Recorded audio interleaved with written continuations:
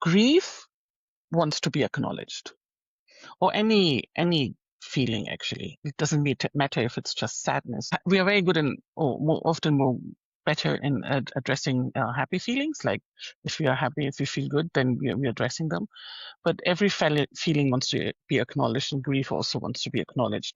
And that means if you do not do that purposefully or consciously, it will force you to acknowledge it.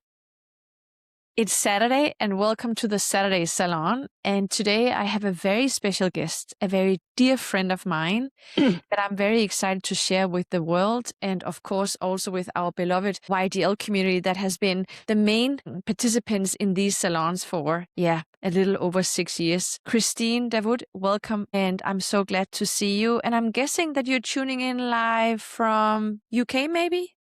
Yes. Yes. From melting UK. Melting everywhere. Talk about global warming, huh?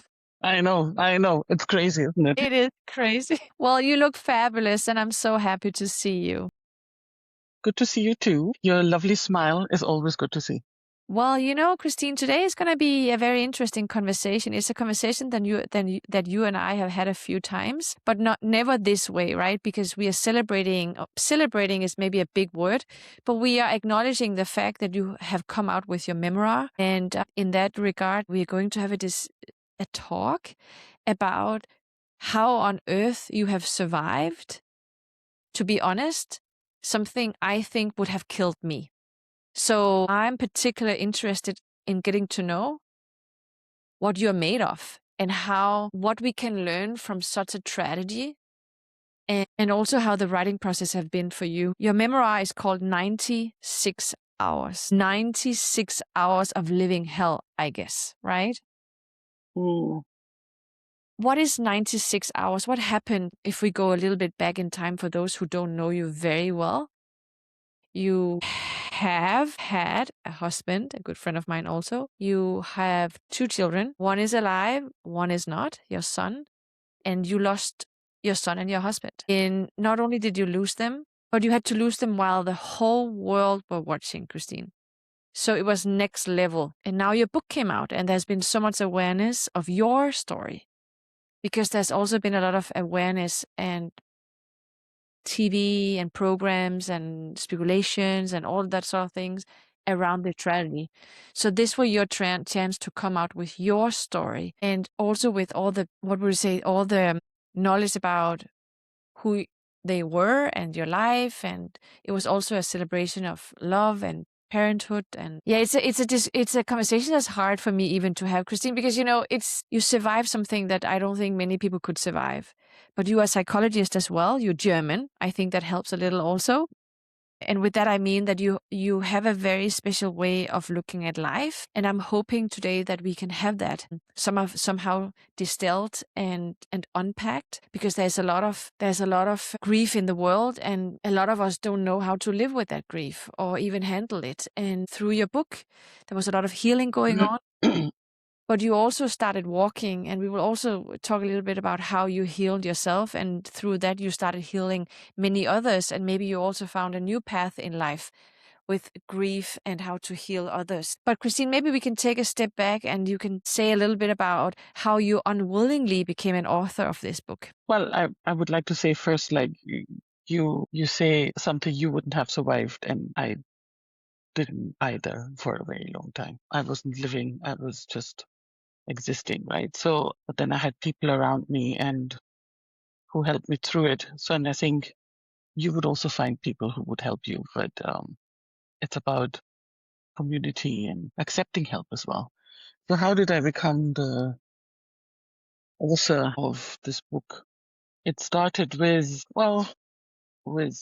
journaling, just simply writing down my pain, my thoughts, my sadness, but also my memories from them. And initially it was all very, very depressing. It was all about, how I felt and how I was missing them and the tears and everything. But then at some point it changed, and the journaling became more about the memories, the remembrance, the good memories, the quirky things we did together, sometimes even the irritating things, right? My mom used to say, like, when my father passed away, she misses now the things that most annoyed her when he was alive, right? So, and I hear that often, that people remember the most irritating things from people who are no longer there, right? So these memories also came, things that used to drive me nuts, but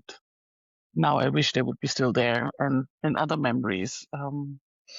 So and all these journal entries, and I had like this whole array of words, jumbled words, because obviously you don't write them down in a nice way that other people could read. So, and then I started putting them together so that I can also read them better. And at some point, then I thought, okay, that might be something I could actually publish. Why do you think, Christine, that the accident with Ocean Gate was such a sensation almost? Like, as a friend of you and your family, I was horrified how, I mean, in one way, you wanted the rescue team to be, supported, and we all wanted a good attention to that to support the rescue. But there was so much going on. It was almost like, how, how did you feel about the world's attention and still the attention that this strategy have had? So I didn't really notice it on the ship because I switched off my notifications, my news notifications. I shut down my social media very early on, and I stayed away from any news and websites. So and that helped me because I didn't want to get distracted, or like I didn't want that to influence me because I was already worried enough.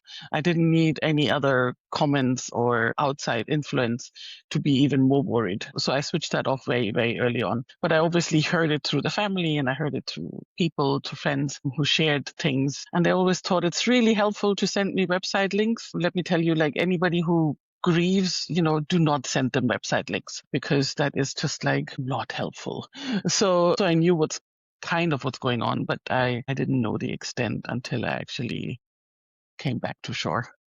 And we arrived, like, we came in with the ships 2 days later after we got the news on the 22nd. We came in on the 24th of June, 2 days later, into Newfoundland. And there were already Zodiacs with peoples and long lens cameras on it. We came into the harbor, and there was this like massive row of cameras, and yeah, and then I knew, okay, this is rather big. And so we stayed then on the ship hidden, and even when we left the ship itself, we had like, I felt like, I don't know, during Halloween, having to cover up myself, right? So it's like, it felt as bizarre as well, like no fun there. But we just then had to leave the ship covered with sunglasses and a hat and mask and everything. So yeah. Christine, you are a psychologist by training, right? And can you walk us through, if it's possible, what happens to a human when you go through such a loss of dimensions? Because let's be honest, all of us will die one day, and we accept that. But it not when it happens in the wrong order. For instance, losing a child, right? Your young, beautiful son, Soulaima. I mean, how could you even, Suleiman, how could you even breathe after this? I don't know how you could do that, Christine, honestly. When I met you, like, the first thing was your first name, because it's so similar to my son, right? Yes. So I felt drawn to you because of that.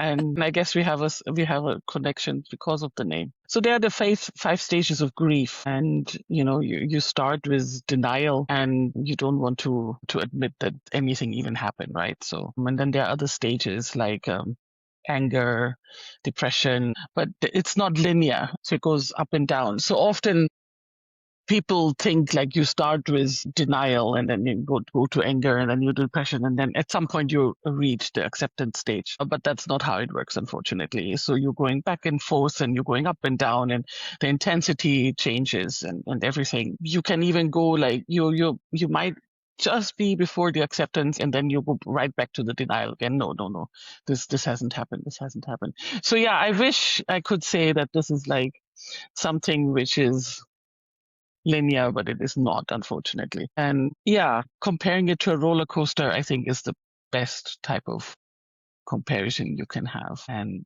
going back and forth. Let's go back to the book. How has it been for you to be on a book tour, and what are the questions that most people ask you about? What are they curious about? Are they curious about the details of the decision of even going on this adventure and why you as a family did that? Or are they curious about how you felt in the waiting time or the space between then and now? What has been the main attention from your early readers now, from your book? What are the questions that people have for you? Mainly the reasons why we went. Yes. Okay. Yeah. So, and which is difficult, because hindsight bias is very, very strong, right? I mean, if we would have known, obviously we wouldn't have gone. Asking, why is something that, again, if we would have known, we wouldn't have gone, and therefore it's a moot question. But the next questions are then about how do you even go through these 4 days on the ship, and also the relationship with the family and with friends, but more about the family, especially my husband's family. People are really interested, like how I'm treated, how the relationship between them is, and people really want to know how my relationship is with his parents and with his family. And I guess I'm very blessed, because I also know how unusual it is, because we have an absolute fabulous relationship. They are here in London at the moment, and we go for breakfasts, and Sabrina, my sister-in-law, we are very close. We talk and message almost every day. But I also know how rare that is. That often when a partner dies, the family of the partner, you drift apart. Yeah. I feel that hasn't happened at all. If anything, we might actually have become even closer, if that's even possible. And because for them, I think we are the last connection to their family member. Yes. And well, for me as well, right? Because I've always had a relationship with them separate from my husband, Mm. and I loved them before, so they're really sweet. So They, it's they are like very, they are very sweet. Actually, they they are are, well, very you've sweet. met them, right? Yeah, So yes, they're they very are very sweet. sweet. And They are and very, and very therefore, sweet. yes.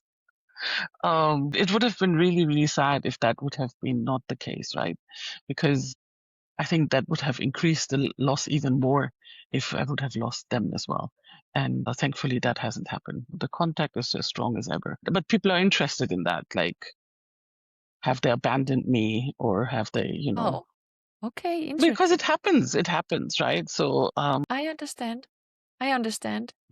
I mean, I don't think I knew that that normally happens, but since you're saying it, I believe you. And that's why your story is so fascinating, because you going through this, even though we all wish that you had not gone through this, of course, but you going through this, there's a lot of teaching in that as well, right? And since you're paying it so generously forward, which is incredible that you can do that, but you are doing it by sharing openly how you are handling your grief. Because I imagine that this is something you have to live with, right? You don't get over such a thing, right? To lose the love of no. your life. I mean, it's just not, you learn to live with it, I guess. Yes, you move forward with it. I Mm, mean, they will always be in my heart. I don't want to leave them behind, of because course. Of course. Yeah. they're part of me. So, path of light. I mean, you started walking. Maybe we should talk a little bit about one day you woke up and you decided to start walking, Christine. Such an incredible story. And Not quite, not quite, but right, you walk quite a distance. And hmm I'm curious if we can talk a little bit about how you turned all that pain in something that actually ended up healing people you don't even know that well, that just they just got off the couch and start walking with you, which is pretty awesome. And you're doing it again. And I'm hoping that this interview could also be an open invitation for others who are mourning something, right? Loss of some kind. It doesn't have to be of your magnitude, because luckily not many experience that kind of loss that you have experienced. But what is your vision with those walks, and why do you think that we need to focus on grieving in our society? What is the reason for that? So the walking was, for those who don't know, Suleiman used to study in Strathclyde in Glasgow, in Scotland, and he wanted to walk from our house in London. He wanted to walk to his university, and we wanted to do that together, but obviously he couldn't do that anymore. So I thought I'd do that for him. It had a couple of reasons. First of all, like, because in the media and otherwise, they were always put together.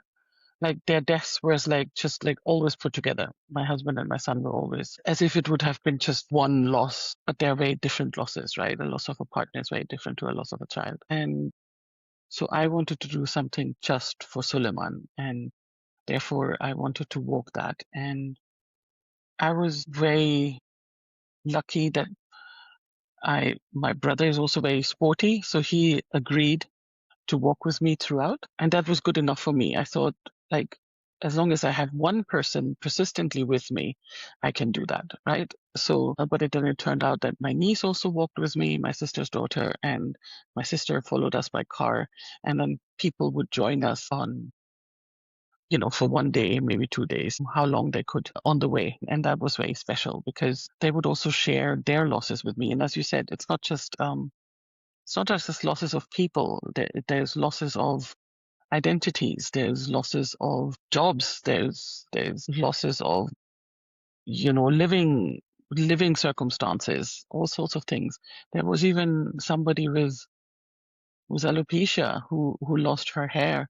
That's also kind of a very different kind of loss. So, and I was very touched by people sharing those with me because it brought me closer to them. And also, when you're walking, right, you are side by side. So you're not sitting like we are right now, like face to face, which, I mean, I know you well enough, so I'm not intimidated by you, but it's like, it can be very intimidating if you sit there and talk about very heavy topics. So, but if you're walking, if you're in movement, can also be a car. I don't know. I'm sure a lot of you who have children, you will notice that if your child is in the car and you have to look at the streets, they tell you their whole life story, right? And what's going on in their life right now, because it's a lot less intimidating, because you're not looking in their eyes. So, and it's the same with walking, and therefore you can have these really deep conversations without feeling watched, without feeling judged, without feeling it's easier. Let's put it this way. It's just easier. And I found just generally movement, as I said, it doesn't have to be walking. Somebody, you just have to find your medium. It can be also, like I said, it can be a car ride. It can be anything else. I often find it can even be like, the good old knitting club where you sit together and everybody concentrates on their crochet and their knitting.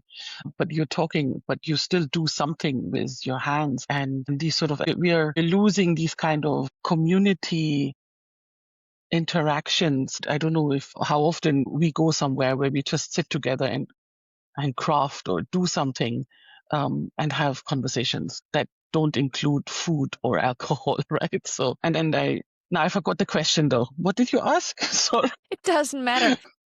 I love it so much. There's so much we can build on what you just shared. But I was saying, like, how it felt for you to start walking and listening to all of these people's stories. And you said it so beautifully. It can be loss of a job, identity, or even your hair.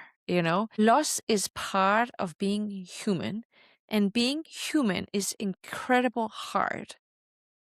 And I don't know. You can say that again. Yeah. I don't know anyone that has an easy life. From outside, they might look like they have an easy life, but if you know them really well, I've never met anyone with an easy peasy life, I agree. It's just not. They look maybe from outside, and even, you and I know people who are very famous, and you see them in magazines and they have all sorts of social media, appearance and whatnot, and they look like they have everything, but they also carry a lot of grief. Or we all have. I mean, I don't know about you but when I walk into a room, I'm automatically drawn to those people who look like they've lived a rich life. And with that, I mean not rich in capital, Mm, but in life lived. yes, And I immediately want to go deep. Let's talk about life. I'm aware. I'm No, but aware. it's really one of the things about being human. There's so much, even on rock bottom, right? There's so much beauty there somehow, and lessons learned. But I love what you said, that those communities where we just sit or we walk or we do something that is not necessarily associated with alcohol or food is hard. We are too busy. And when I feel very sad and unhappy, Christine, I withdraw myself from people. I also think that's human nature, and given your profession and given what you as a human have lived through already in your life, why are humans withdrawing to themselves? And not everyone, but why are a large part of humans withdrawing themselves from social interactions when they feel sad or broken or unhappy or even depressed? Well, that can have many, many reasons. I think it just like has also to do with being overwhelmed, right? So if I go into my case, and everybody is different. It also depends if you're generally more extroverted versus introverted. So there's a preference, but there's also a neurological part, right? So if you're so for me, everything was too loud, everything was too bright, everything was just too much. So my neuro system was completely overloaded, right? It's like, you have like your level of things you can absorb, right? But it's like literally like that last drop in the thing, right? And then everything flows over. It's like that. And when you're grieving, you can be literally on your last or on your top level. So anything else that comes on top, you just can't deal with that anymore. And therefore going out and you're basically avoiding that overflow over and over again. So, and by retreating, obviously try to protect yourself. That's one thing. You try to get less stimulated, external stimulation. That's another point. Sometimes you just have to draw that boundary also because it's really important. Some external factors can be really harmful to you and can set you then off again in that fight and flight mode, right? Because if you're grieving that loss and that trauma, you're under constant tension, right? And like so everything, and you can feel it in your body as well, right? So everything is tense, and it's like you're training for something and your muscles are sore. So what do you do when your muscles are sore, right? Push yourself further, or do you actually let your muscles rest? So your muscles also need rest in order to build, right? So you're not training every day. Rest days are really, really important. And the same is also for our grief reaction, that we can't keep on pushing ourselves without taking a pause, without breathing, and also letting our body heal. And often, well, first of all, we can only heal while we are sleeping. That's a given, right? Okay, Christine, let's dive into sleep. So you said you can only heal when you sleep. I feel Yes. we need to talk about that. How is that? So that's just biologically that our bodies only regenerate during sleeping hours. I'm not a scientist, so I'm sure there are many phases of the sleep which are actually like the ones you want to hit for healing, but without sleep we cannot. And that's where sleep is one of the main factors in any recovery, physically as well as mentally. And often that's the first thing that goes wonky, right? When you lose somebody, when you experience loss, because your head goes around, then you can't sleep. And the less you sleep, the less you heal. And the less you heal, you know, you're going down the spiral. But taking sleeping tablets is also not the solution. So I'm not saying to anybody to start now, but there are many things you can obviously do, and you need a professional support in order to fix that as well. Like you can't do it alone. And I keep on saying that, like, we are not built to deal with grief alone. As a human, there are very, very few people who really can do that alone. But as a race, we are herd animals. It takes a village to bring up a child, and it takes a village to grieve a child. So it's, or like a whole city maybe. So it's, you can't do it alone. And your sleep is part of that. So if you have somebody to, like I had sometimes people sitting with me so that I could fall asleep because I was too anxious to fall asleep. So yeah, it was bad. I had to have people who, so that I knew that, I don't know, if something happens to me at night, that they would be there for me. It's unfathomable. I mean, Christine, what you have been going through and what you are going through, not what you have been, you are going through. It's been the life lesson, right, for you. It's whatever happens in life now, will almost feel like a smooth ride, right? It's just, it has broken you so open. And yet often when I talk to you, you talk about how what you're going through is also somehow magnifying and putting spotlight on the fact that we as a human race, a modern human being, we don't necessarily have the skills or deep understanding of how to deal with grief. And I don't know if it's still something you think about to do a grief center. Is that something you're still thinking about, or you want to talk about it? It's a lot more than I thought, actually. Yes. First of all, I think it's in the Western cultures, grief is sometimes we trained ourselves not to talk about. And it didn't used to be like that. And there obviously are still also other cultures who integrate grief a lot more within. I mean, only like 150 years ago, the tradition was still there that you had the body in the bedroom and everybody would come and pray with the body in the room before you lay the person to rest and all these things. What that does is it normalizes death, right? And it makes it part of you. But how many people have an open casket anymore? So not even that. Or how many people have even people like they're depending on also how you pass, but how many times have you seen grandparents or even parents then passing away at their home, and you invite people over? Nobody does that anymore, right? So we've become this desensitized or like, or overly sensitized to death, right? And also that whole obsession with staying young and living forever.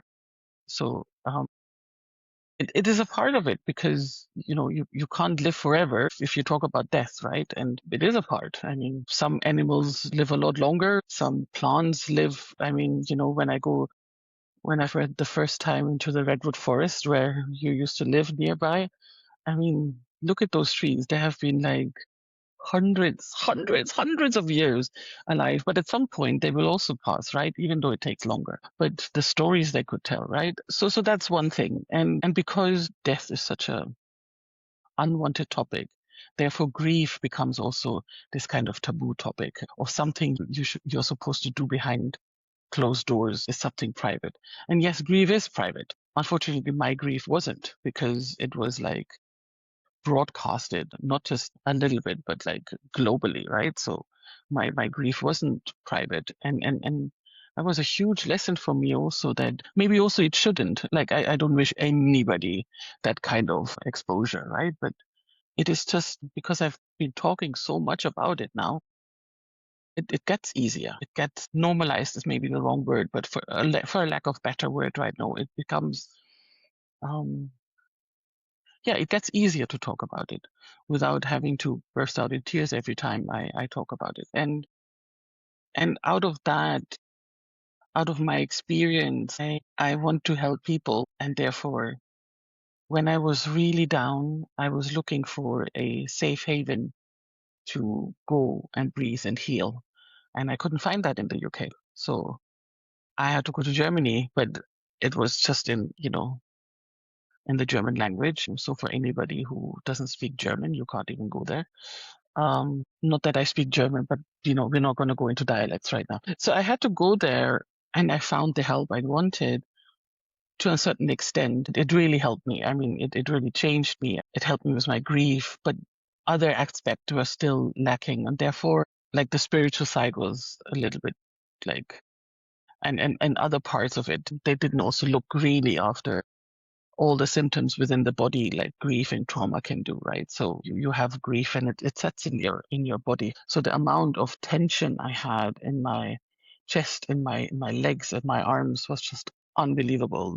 I had vertigo, I had all sorts of things, and that was all symptoms from the grief. So while they're addressing that, but then, you also need to address the body. You can't just solve it only in the body, and you can't solve it only in your head. So you need to have something that looks at both of that at the same kind of amount. And that's when I thought, like I wanted a safe haven. I couldn't find it. So in true Christina fashion, I'm like, okay, then I create it. If I can't find it, then I have to make it, right? So either I complain about it or I make it. Like in Pakistan, I couldn't get brown bread.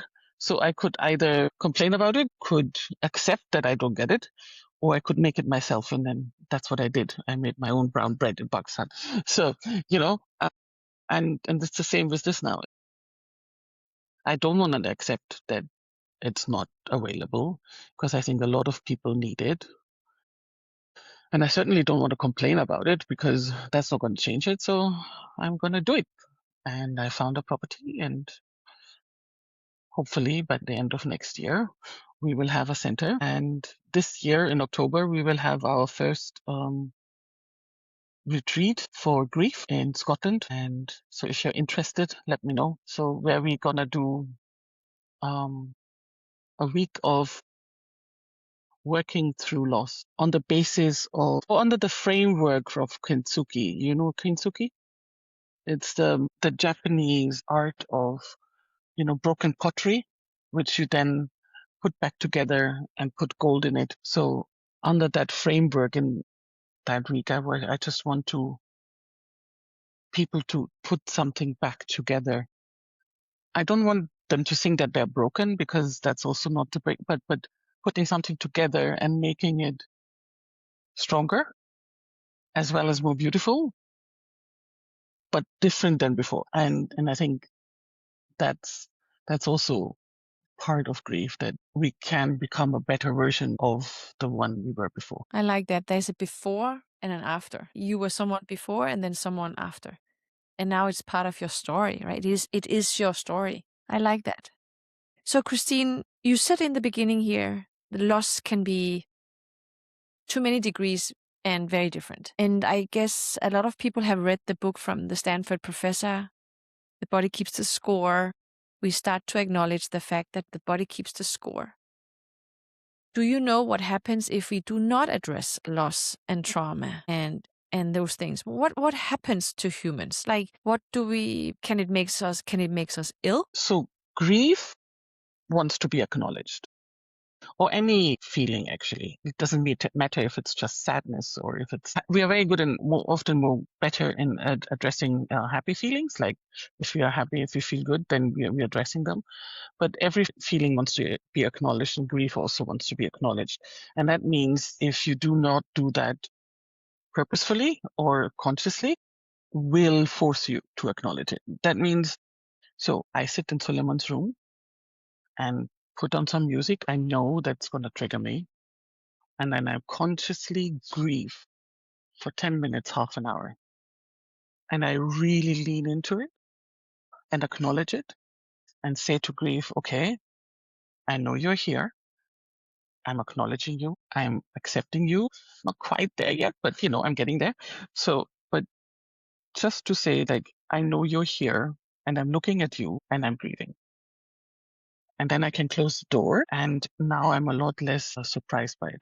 So if I don't do that, then sometimes you sit on a bus and then you get like these massive attacks of grief. And then it comes at times where it is very inconvenient, because usually grief is very good in catching you in times where you really don't want it, right? So, and if you don't address it, and as again, it's with most feelings, you have to address them. They want to be spoken about. They want to be aired. Spoken about, I don't mean like you go onto like stage and talk about it, like speaking it out loud.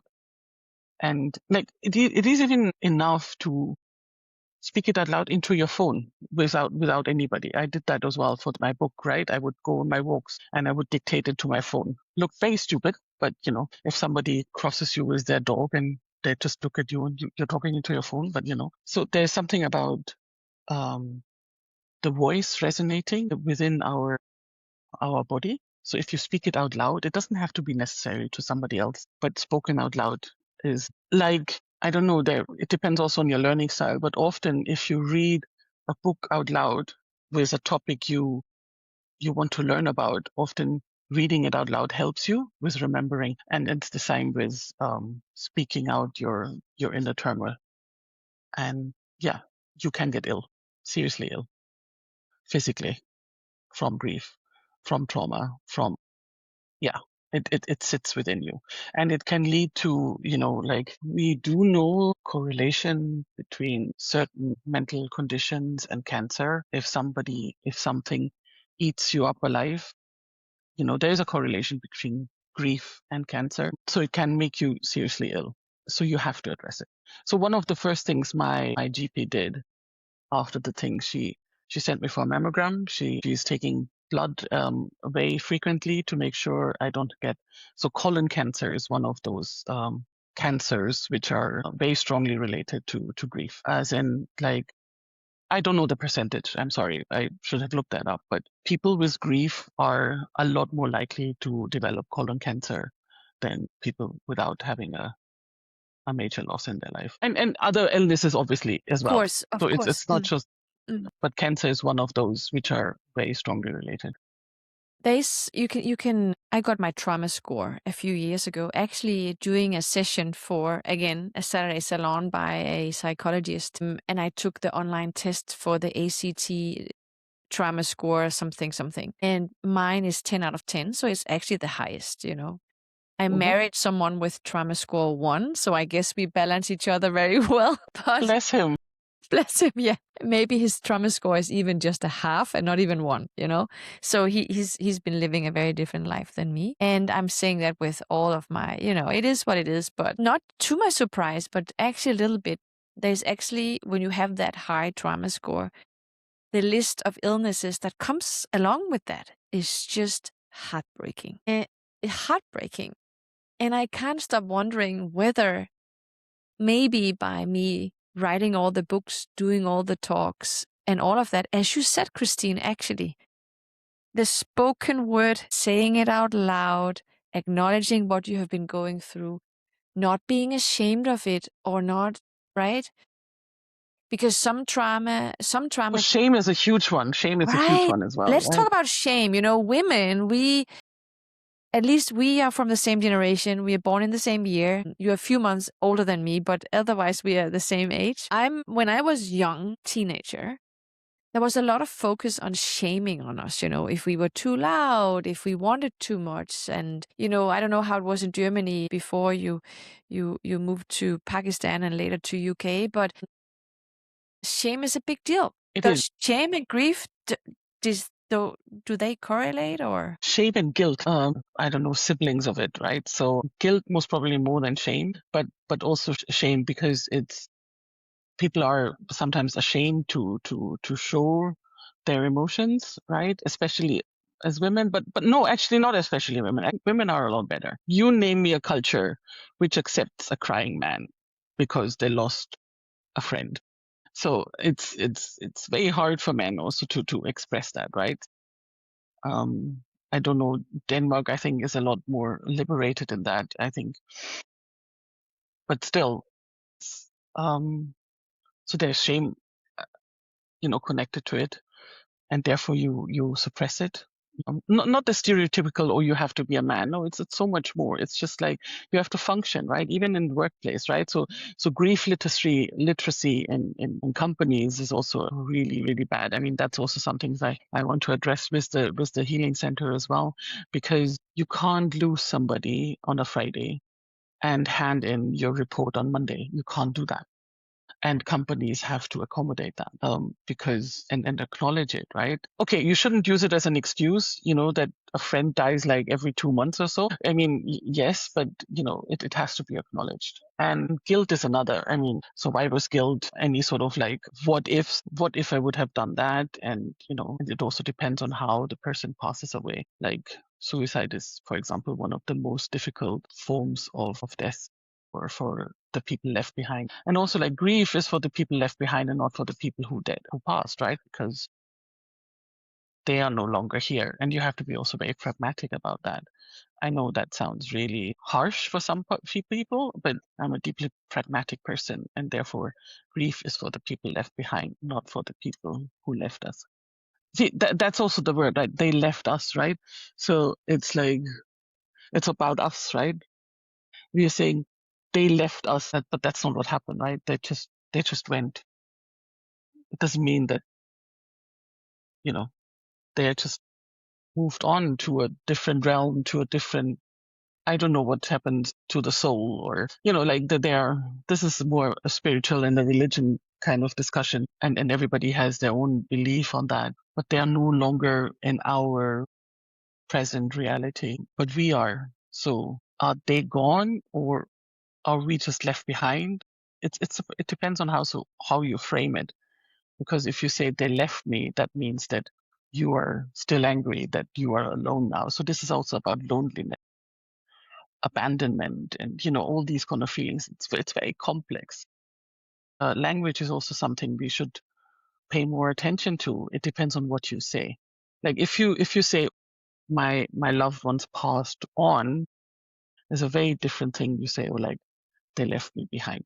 And initially, I always said like they left me because I felt lonely, because I felt abandoned, because I felt, what the hell, like, why am I here alone now? And why am I supposed to deal with this? What are you? You're just like having a party wherever you are, right? And then you just have to move to that, well, they have just moved on. And at some point I will follow. I like that.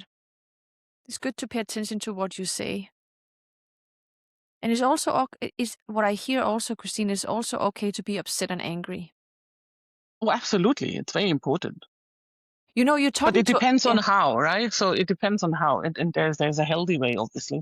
I mean, you don't go around and yell at everybody in the train, right? So that's maybe not so remember helpful. you're talking to half an Arab. We have a different anger. I think it's Yes, oxygen so for very my much so. blood. Oh, I love it. No, but that's why I've yet have to see you angry though. I think I've no, never seen you I angry. don't get super angry often, but I do ventilate every day a little. Like I have a small dose of, and people that lives with me, they know that I will just, get a little, spicy, but it's a way for me to, Spicy. I like that. yeah, I'm spicy. And, my daughter, she does like this when I get there. She's like, "Psst," like I'm hot stone or something. Like you burn your fingers on me. Yeah.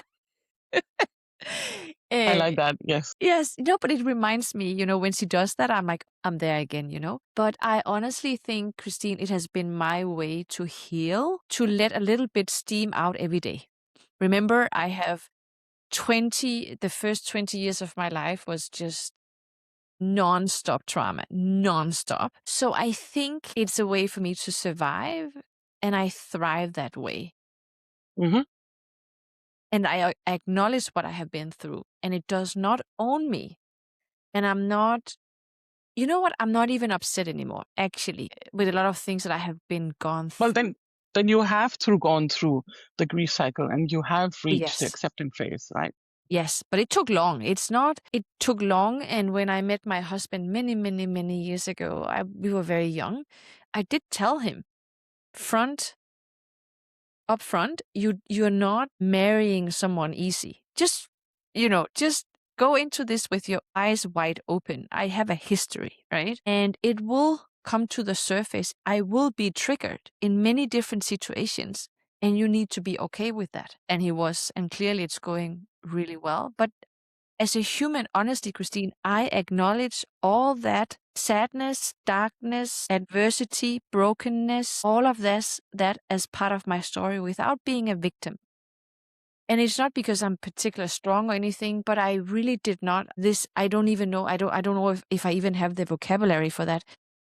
But I almost feel that I didn't have the privilege or time to sit and deal with it the way I should have or could have or whatever. But I just followed my, I don't even know what it was. Just like, okay, I got to move on, I got to move forward because I cannot be sitting here dwelling in all of that and give my future to those who took my past. I don't want to give them my future also. So purpose is obviously a big thing, right? So if you have something to look forward to and something that gets you out of bed, if you have a purpose, that's obviously the best thing you can have for grief and generally in mental health, right? Because if you're working through something that also has to do something with others. So okay, well, even let's say like you can even have the purpose like I want to have 20 millions in 10 years. I want to have earned 20 millions in 10 years, right? Or something like that. So it can also be money, right? Your purpose can also be money and it will get you out of bed.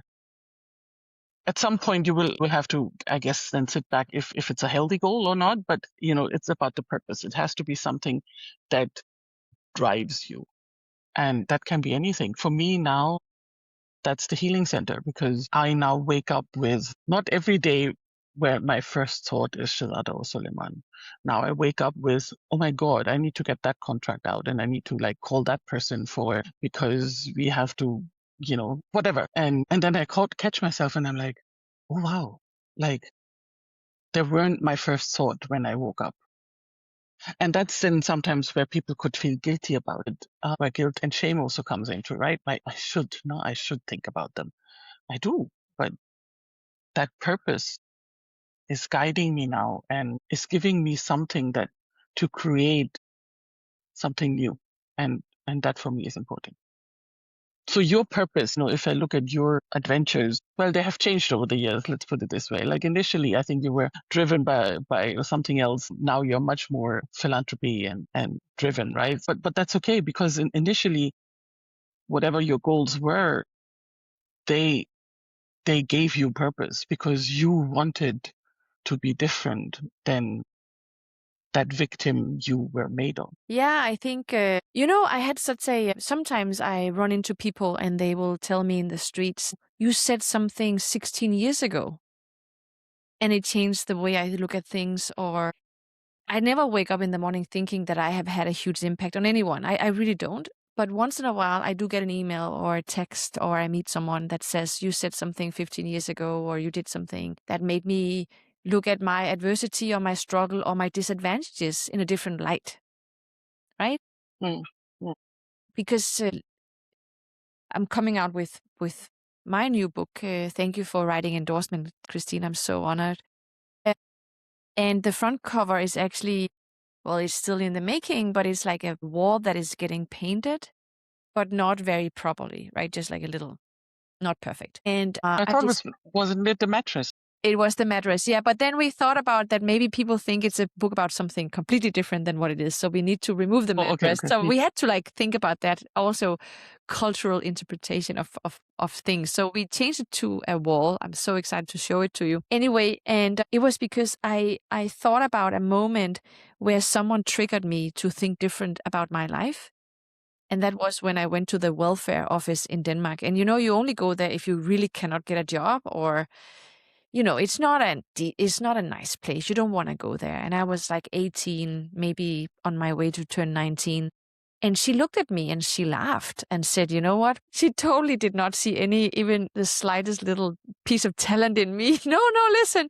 And then she said, well, but we have a fence that you can go paint, And I was so upset with that, but it was clearly rock bottom, right? And so I went back to my home and I booked a one-way train ticket to Switzerland.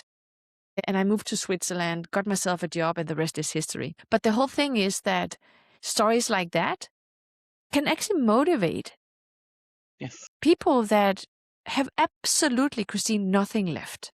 And that's what I call the mattress moment. You have had several of those because you're so adventurous, right? We haven't even talked about how you, as a young white woman, moved to Pakistan with Shishara and everything, like so crazy. You've done so many You crazy can read the things. book. It's in the book, right? Exactly. Yeah, exactly. We don't want to. It's a very, very good book. So yeah, I don't want to. Take all of it out of, because people should read your book. But it's full of adventures and sweet stories and all of that also. And there's so much wisdom in it, and it makes you believe in love and all of that. But I will say, Christine, that grieving and your healing centers are so needed. And so I guess there's an open invitation for anyone who listens here. Come to Scotland to October. Yes. How do one Yes. sign up, find more about it? Is there a homepage or a link? Well, I can send you it's a pathwayoflight.co.uk. You can find the details there. Okay, perfect. And you can sign up. Is there anything, Christine, that I have not asked you about that you think we as a modern human should think about? You talked about, of course, loss as a woman, as a mom. We also went up in the helicopter and talked about society as such. We even had a little bit of time to discuss how companies are not dealing proper with this, and also how grief can be some weird transformation into finding a life purpose, I guess. A new one. Redefine purpose. Redefine purpose, yes. And I think there are two more things. One is being grateful, and that even grief is a choice. And there are many ways on how to do that. I discuss often with my family and with my friends on how grateful I am. There's a lot in my life I'm grateful for. First of all, the people in it. You are one of them. So because I have had many angels in my life that helped me, supported me, were there for me in many different ways. Listen, more hands-on, or just like being there when I needed them. So being grateful, or just like, I don't know, even though it's brutally hot right now, but I love it. I'm grateful for the sun. It grows my vegetables, and then I have to water it. And, it's giving yourself permission to enjoy and, to experience joy. Like if you see a beautiful bird or even a small one, allow yourself to be happy about that. I think that's very important, being grateful.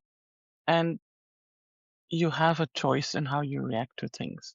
So during the rescue mission, I had no choice. I had no influence on who is coming, what tools are coming, who is going to be involved. I had zero influence on that, zero control.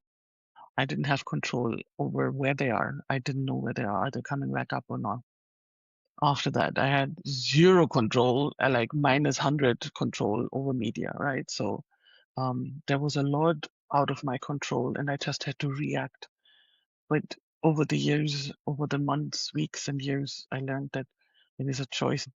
I can make that choice. I can choose to be angry or not. I can choose to be upset or not. I can choose to be happy or not. And then I think you have to give yourself that permission, and you have a choice. And I think that's very important. Feelings are basically chemistry, right? Somehow. And I also think that you put perfectly today that you can have a lot of mixed feelings, maybe even within the minute, right?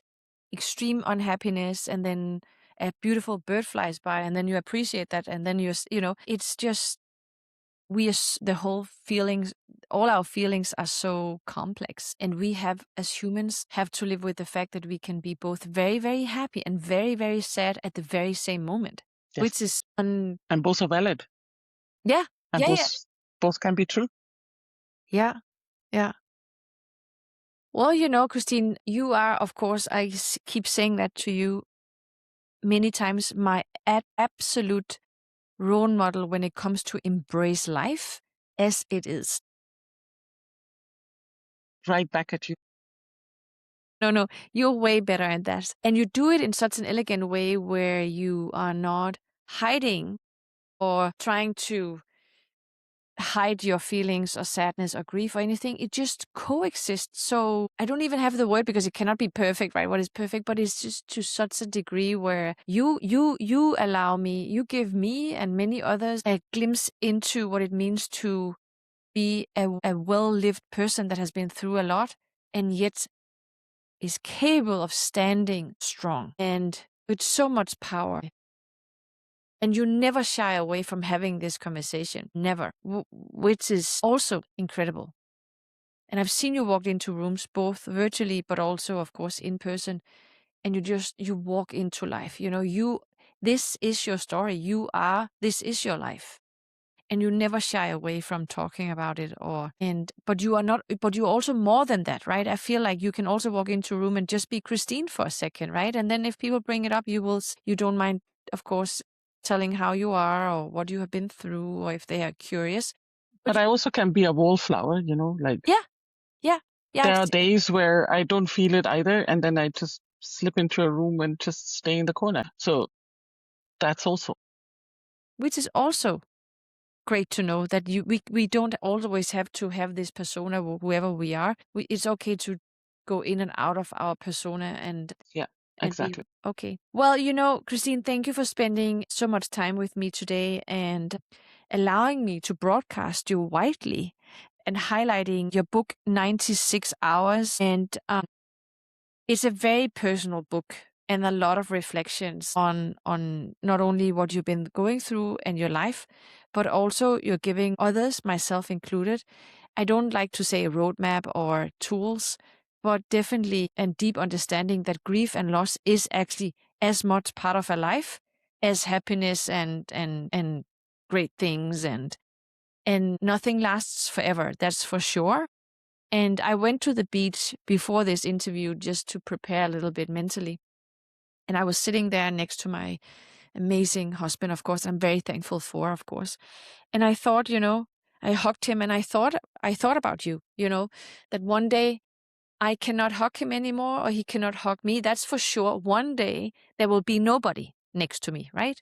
For some reason. And that made me tear up, Christine, because, it's just, that's also what grief can do, right?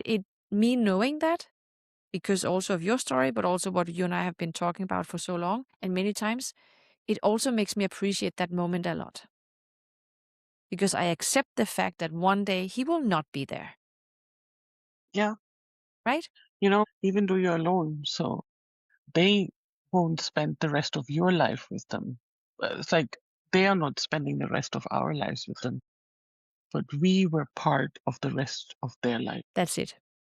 Mic drop. Christine, thank you so much. Beautiful, beautiful human. I love you to bits and thank you for letting us share your story. I really appreciate it. Thank you so much. And to everyone listening and watching this, we will make sure to drop the link to the book. Go and buy it. It's a good read. It's a healthy read. You must read it because whether you like it or not, you will also face a lot of loss in your world, in your life. It is given. It's coming. It is coming for all of us. So Christine has just led the way and written a beautiful, beautiful book that will teach us a deep and very important lesson about being a human being. So thank you so much. Thank you for writing the book, Christine. We really appreciate 96 Hours, a wife and mother's desperate search for the lost Titan sub. Thank you so much for writing it. Thank you for having me.